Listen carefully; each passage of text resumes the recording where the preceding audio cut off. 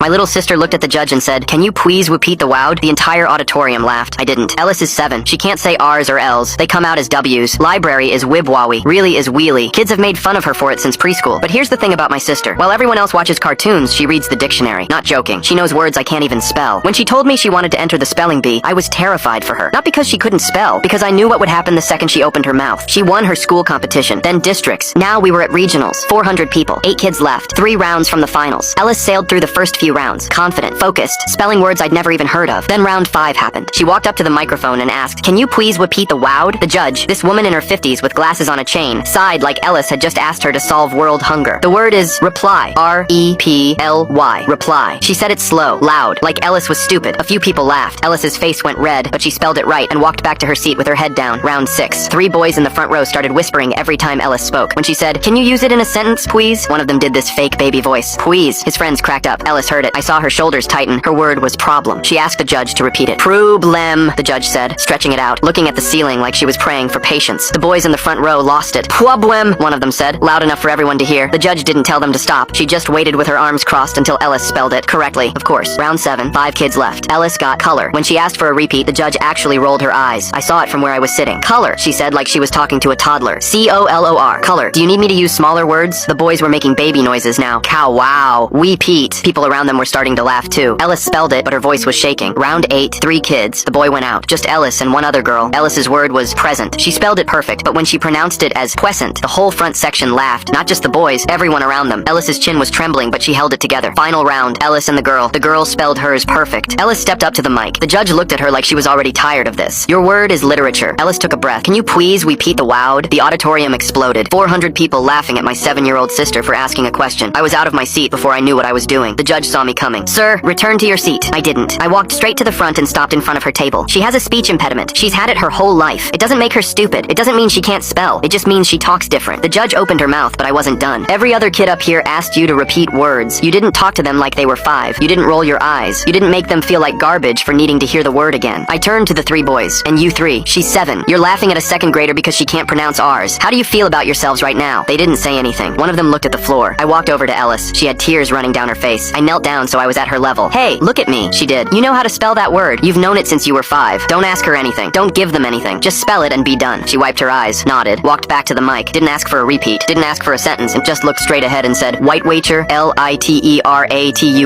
white wager." The judge, quietly, "That is correct. Ellis won." She took her trophy home and put it on her shelf. When our mom asked if she wanted to give a speech at dinner, she said, "Absolutely not."